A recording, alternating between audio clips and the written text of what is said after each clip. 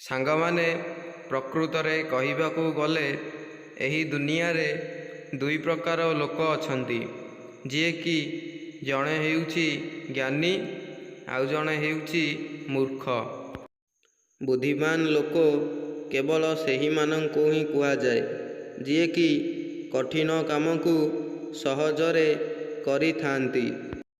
କିନ୍ତୁ ମୂର୍ଖ ଲୋକଙ୍କୁ ସବୁବେଳେ ଗଧ ପରି ପରିଶ୍ରମ ହିଁ କରିବାକୁ ପଡ଼ିଥାଏ। କାହିଁକି ନା ଜଣେ ବୁଦ୍ଧିମାନ ଏବଂ ଜ୍ଞାନୀ ବ୍ୟକ୍ତି ତାର ଜୀବନରେ ଅନେକ ସମସ୍ୟାରୁ ସେ ସଫଳତା ପାଇପାରିବ, କିନ୍ତୁ ଜଣେ ମୂର୍ଖ କିମ୍ବା ଅଶିକ୍ଷିତ ବ୍ୟକ୍ତି ସିଏ କେବେ ହେଲେ ବି ଗୋଟିଏ ସମସ୍ୟାକୁ ସମାଧାନ କରିପାରିବ ନାହିଁ କିମ୍ବା ସଫଳତା ମଧ୍ୟ ପାଇପାରିବ ନାହିଁ। ତ ସାଙ୍ଗମାନେ, ଏଥିରୁ ଆମେ ଗୋଟିଏ ଜିନିଷ ଶିଖିଲେ ଯେ ସଫଳତା ପାଇବାକୁ ହେଲେ ପ୍ରଥମେ ପରିଶ୍ରମ କରିବାକୁ ପଡ଼ିଥାଏ। ସାଙ୍ଗମାନେ, ଏହି ଭିଡ଼ିଓରେ ମୁଁ ଆପଣଙ୍କୁ ଜଣାଇବାକୁ ଚାହୁଁଛି କି ଜଣେ ବୁଦ୍ଧିମାନ ବ୍ୟକ୍ତିର 8ଗୋଟି ଲକ୍ଷଣ କ'ଣ କ'ଣ, ଯାହାକି ସେମାନଙ୍କ ପାଖରେ ଏହି ଲକ୍ଷଣ ଥିଲେ ସେମାନେ ସବୁ କାମରେ ସଫଳତା ହାସଲ କରିପାରିବେ। ଥରେ ଗୋଟିଏ ଗୁରୁକୁଳ ଆଶ୍ରମରେ 4 ଜଣ ଶିଷ୍ୟ ବସିକି ତର୍କ ବିତର୍କ କରୁଥିଲେ ଏବଂ ସେମାନେ ପରସ୍ପରକୁ ପଚାରୁଥିଲେ କି ଏହି ଦୁନିଆରେ ବା ସଂସାରରେ ଜ୍ଞାନୀ ବ୍ୟକ୍ତି କିଏ। ତ ସେମାନଙ୍କ ମଧ୍ୟରୁ କିଛି ବି ଉତ୍ତର ଆସିପାରିଲା ନାହିଁ।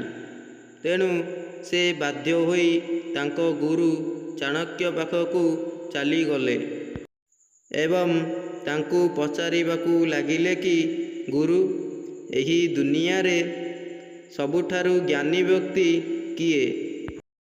ତାପରେ ତାଙ୍କ ଗୁରୁ ବା ଚାଣକ୍ୟ କହିଲେ କି ଏହି ଦୁନିଆରେ ଜ୍ଞାନୀ ବ୍ୟକ୍ତିର 8ଗୋଟି ଲକ୍ଷଣ ଥାଏ, ଯାହାକି ଯେଉଁ ଲୋକମାନଙ୍କ ପାଖରେ ଏହି ଲକ୍ଷଣ ଥାଏ ତାହେଲେ ତୁମେମାନେ ଜାଣିପାରିବ ଯେ ସେ ଜ୍ଞାନୀ ବ୍ୟକ୍ତି ଅଟନ୍ତି। ତ ସାଙ୍ଗମାନେ, ଆଉ ଡେରି ନ କରି ଚାଲନ୍ତୁ ସେହି 8ଗୋଟି ଲକ୍ଷଣ କ'ଣ କ'ଣ ଆଜିର ଏହି ଭିଡ଼ିଓ ମାଧ୍ୟମରେ ମୁଁ ତୁମକୁ କହିବି। ଚାଣକ୍ୟ ତାଙ୍କର ପ୍ରଥମ ଉତ୍ତରରେ କହିଲେ କି ଯେ ଜଣେ ଜ୍ଞାନୀ ବ୍ୟକ୍ତି ଗୋଟିଏ ଲୋକର କଥାକୁ ସେ କେବେ ବି ଧରି ନ ପାରେ ଏବଂ ଗୋଟିଏ ମୂର୍ଖ ଲୋକ ବି ସେହି କଥାକୁ କେବେ ବି ପ୍ରଶମିତ କରିନଥାଏ। ଏହି ଦୁନିଆରେ ଯିଏ ବି ସଫଳତା ପାଇଛି ନା, ସେ ନିଶ୍ଚିତ କିଛି ନା କିଛି ପରିଶ୍ରମ ଦ୍ୱାରା ହିଁ ସେହି ସଫଳତାକୁ ସେ ହାସିଲ କରିପାରିଛି। ଦ୍ୱିତୀୟରେ, ଜଣେ ଜ୍ଞାନୀ ବ୍ୟକ୍ତି ତାଙ୍କର କାମ ସମ୍ପୂର୍ଣ୍ଣ ନ ହେଲା ପର୍ଯ୍ୟନ୍ତ କେବେ ହେଲେ ବି ସେ ଶବ୍ଦ ପ୍ରକାଶ କରିବାକୁ ଚେଷ୍ଟା ହିଁ କରନ୍ତି ନାହିଁ। ସେହି ଜ୍ଞାନୀ ବ୍ୟକ୍ତିମାନେ ଜାଣି ଦିଅନ୍ତି ଯେ ଏହି କାମ ଯଦି ଅଧାରେ ଜଣା ପଡ଼ିଯାଏ ତେବେ ଆମ ଭିତରେ ଥିବା ନିଜ ଶତ୍ରୁମାନେ ଆମକୁ ଅଧିକରୁ ଅଧିକ ଘୃଣା କରିବାକୁ ଲାଗିବେ। ଶାନ୍ତ ଭାବରେ କାମ ବା ନିଜର କାର୍ଯ୍ୟକୁ କରିଚାଲିବା ଏବଂ ସେଥିରେ ଭବିଷ୍ୟତରେ ଯାହା ଫଳ ମିଳିବ ସେଇଟା ହିଁ ହେଉଛି ଆମର ପ୍ରକୃତ ଜ୍ଞାନ ଅଟେ। ପ୍ରକୃତ ଜ୍ଞାନ କେବଳ ତାକୁ ହିଁ କୁହାଯାଏ ଯିଏ ଶାନ୍ତ ଆଉ ନୀରବ ଭାବରେ ରହି ସେହି କାମଟିକୁ ସମ୍ପୂର୍ଣ୍ଣ ନ କଲା ପର୍ଯ୍ୟନ୍ତ ସେ କାହାକୁ ବି କହିନଥାଏ ଏବଂ କୌଣସି ବି ସେଥିରେ ବାଧା ସୃଷ୍ଟି ହୋଇଯାଏ ତ ମୂର୍ଖମାନେ ଜାଣି ଦେଇଥାନ୍ତି ଏବଂ ତାଙ୍କୁ ବହୁତ ହଇରାଣ କରି ଘୃଣା କରିଥାନ୍ତି। ଏବଂ ତୃତୀୟରେ, ଜଣେ ଜ୍ଞାନୀ ବ୍ୟକ୍ତି ନିଜର କ୍ରୋଧ ସମୟରେ କେବେ ହେଲେ ବି ତାର ନିଷ୍ପତ୍ତି ନେବାକୁ ଚେଷ୍ଟା କରିନଥାଏ। କାହିଁକି ନା ଗୋଟିଏ ସେକେଣ୍ଡରେ ନିଆଯାଇଥିବା ନିଷ୍ପତ୍ତି ତାହା କୋଟି କୋଟି ବର୍ଷରେ ହୋଇଥିବା କାର୍ଯ୍ୟକୁ ସେ ଗୋଟିଏ ସେକେଣ୍ଡରେ ହିଁ ପାଣି ଫୋଟକା ଭଳି ସମାପ୍ତ କରିଦେଇଥାଏ। ସାଙ୍ଗମାନେ, ଏହି ଦୁନିଆରେ ଯିଏ ଶାନ୍ତ ମନରେ ନିଜର ଭାବକୁ ପରିପ୍ରକାଶ କରିଥାଏ, ସେ ସବୁବେଳେ ଠିକ୍ ରାସ୍ତାକୁ ହିଁ ଚୟନ କରିଥାଏ। ଆଉ ଜ୍ଞାନୀ ବ୍ୟକ୍ତିମାନେ ସବୁବେଳେ ଗୋଟିଏ କଥା ହିଁ ବିଚାର କରିଥାନ୍ତି କି ଗୋଟିଏ ସମୟରେ ହୋଇଥିବା କିଛି ନିଷ୍ପତ୍ତି ତାହା ଗୋଟିଏ ସେକେଣ୍ଡରେ ହିଁ ଚାଲିଯାଇପାରେ, କିନ୍ତୁ ଗୋଟିଏ ଶହ ଶହ ବର୍ଷ ହୋଇ ରହିଥିବା ଗୋଟିଏ ଘରକୁ ଚାହିଁଲେ ସେମାନେ ଭାଙ୍ଗିଦେବେ। ଜଣେ ଜ୍ଞାନୀ ବ୍ୟକ୍ତି ଭାବେ ଯେ ଯେଉଁ ସମୟ ଚାଲିଗଲା ତାହା ଆଉ କେବେ ବି ଫେରି ନଥାଏ ଏବଂ ସେ ନୂଆରେ ହିଁ କାମ କରିବାକୁ ଚେଷ୍ଟା କରିଥାଏ ବା ଆଗକୁ ଯାଇଥାଏ। ଏବଂ ଏହିସବୁ ଶିଷ୍ଟତା ହିଁ ସେହି ଜ୍ଞାନୀ ବ୍ୟକ୍ତିମାନଙ୍କୁ ସବୁଠାରୁ ଶିଖରକୁ ହିଁ ନେଇଯାଇଥାଏ। ତେଣୁ ଆପଣମାନେ ଜୀବନରେ ସଫଳତା ପାଇବାକୁ ହେଲେ ପ୍ରଥମେ ଲୋକଙ୍କ ସହ ଧୀରେ ଧୀରେ କଥା ହେବା ଆଉ ଜୀବନରେ ଧୀରେ ଧୀରେ ଆଗକୁ ବଢ଼ିବା। ଏହା କରିବା ସହ ଆପଣ ଜୀବନରେ ଅନେକ ପ୍ରକାର ସଫଳତା ହାସିଲ କରିପାରିବେ। ଚତୁର୍ଥରେ, ଜଣେ ଜ୍ଞାନୀ ବ୍ୟକ୍ତି କାମ କରିବା ପୂର୍ବରୁ ପ୍ରଥମେ ଏହା ଭାବେ କି ଯେ ଏହି କାମ କରିବା ଦ୍ୱାରା ଏହାର ଫଳ କ'ଣ ହେବ ବା ଆମକୁ ତାହାର ପରିଣାମ କ'ଣ ମିଳିବ।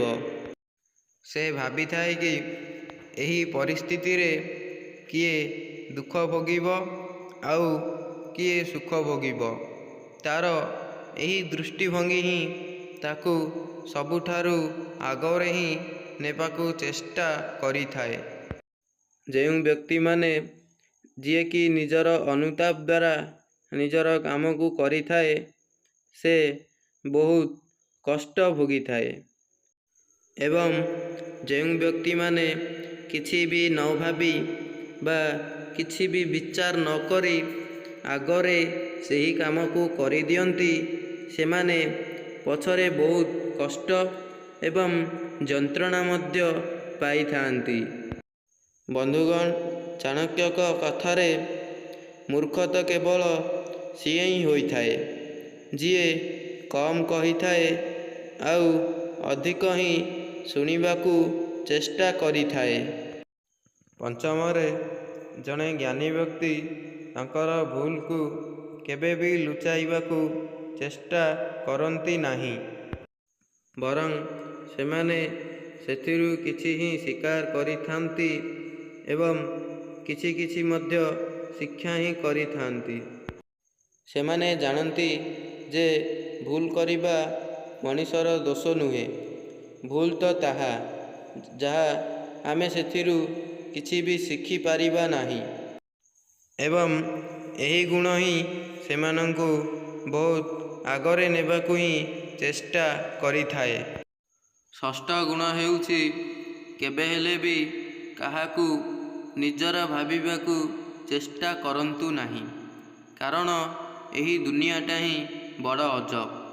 ଯିଏ ବି ନିଜକୁ ଅଧିକ ପ୍ରଶମିତ କରି ନିଜର ଭାବିନିଏ, ସେ ଦିନେ ନା ଦିନେ ଆମକୁ ଏମିତି ବ୍ଲାକମେଲ୍ କରିଥାଏ ଯାହାକି ଆମେ ତାକୁ ଦେଖି ହିଁ ଚିହ୍ନି ପାରିନଥାଉ। ତ ସାଙ୍ଗମାନେ, ଏହି ଦୁନିଆରେ କହିବାକୁ ଗଲେ କାହାକୁ ବି ନିଜର ଭାବିବା ଉଚିତ ନୁହେଁ, କାରଣ ଆଜି ଧରିନିଅ ତମେ ନିଜର ଭାବିଦେବ, କାଲିକି ସେ ତମର ବିଶ୍ୱାସରେ ହିଁ ବିଷ ଦେଇକି ଚାଲିଯିବ। ଏହି ଦୁନିଆରେ ଯିଏ ନିଜର ଭୁଲ ଖୋଜି ତାକୁ ସମାଧାନ କରି ସଫଳତାର ମାର୍ଗ ଦେଖିଥାଏ, ସେ ହିଁ ଏହି ଦୁନିଆରେ ବହୁତ ବଡ଼ ଜ୍ଞାନୀ ହୋଇଥାଏ। ସପ୍ତମରେ, ଜଣେ ଜ୍ଞାନୀ ବ୍ୟକ୍ତି କୌଣସି ବି ଝଗଡ଼ାରେ ଲିପ୍ତ ହୁଅନ୍ତି ନାହିଁ, ଯାହାକି ଝଗଡ଼ା ଲାଗିବା ଦ୍ୱାରା ଆମ ଭିତରେ ଥିବା କିଛି ବି ମୂଲ୍ୟବାନ ସମୟକୁ ସେ ଆମକୁ ନଷ୍ଟ କରିଦେଇଥାଏ। ଯେଉଁ ବ୍ୟକ୍ତି ସମୟ ସହିତ ଠିକ୍ ଭାବରେ କଥା କହିବା ଶିଖିଯାଏ ନା, ସେହି ବ୍ୟକ୍ତି ହିଁ କୌଣସି ସମାଧାନର ଶିକାର ବି ହୋଇନଥାଏ। ବାସ୍ ସଫଳତା କେବଳ ତା ପାଇଁ ସହଜ ହିଁ ହୋଇଯାଇଥାଏ। ଚାଣକ୍ୟ ମଧ୍ୟ ଏହା କହିଥିଲେ କି ଯୁକ୍ତିରେ ଜିତିଲେ ବାସ୍ କିଛି କ୍ଷଣକରେ ହିଁ ଜିତିପାରିବା, କିନ୍ତୁ ନିଜର ଶକ୍ତି ଏବଂ ସଫଳତା ସହ ଜିତିଲେ ଆମେ ବହୁତ ଶୀଘ୍ର ଆଗକୁ ଯାଇପାରିବା ଏବଂ ସେହି ବାଜିରେ ଆମେ ମଧ୍ୟ ହାସିଲ କରିପାରିବା। ସବୁଦିନ କିଛି ନା କିଛି ନୂଆ ଚର୍ଚ୍ଚା ଆରମ୍ଭ କରିବା ଜ୍ଞାନୀ ବ୍ୟକ୍ତିମାନଙ୍କ ପରିଚୟ ହୋଇଥାଏ। ଅଷ୍ଟମରେ, ଜଣେ ବୁଦ୍ଧିମାନ ବ୍ୟକ୍ତି ତାର ଜୀବନରେ କେବେ ବି ହାର ମାନିବାକୁ ଚେଷ୍ଟା କରିବେ ନାହିଁ, କାରଣ ବୁଦ୍ଧିମାନ ବ୍ୟକ୍ତି ତାର ଜୀବନରେ ଯେତେ ବି ଝଡ଼ଝଞ୍ଜା ଆସିଲେ ମଧ୍ୟ ସେ ତାକୁ ସବୁବେଳେ ସମାଧାନ କରିବାକୁ ହିଁ ଚେଷ୍ଟା କରିଥାଏ। ସମାଧାନ ନ ମିଳିଲା ପର୍ଯ୍ୟନ୍ତ ସେ କିଛି ବି ଶିଖିବାକୁ ହିଁ ଚେଷ୍ଟା କରିଥାଏ। ଏହା ହିଁ ହେଉଛି ଜଣେ ଜ୍ଞାନୀ ବ୍ୟକ୍ତିର ଉତ୍ତମ ପରିଚୟ।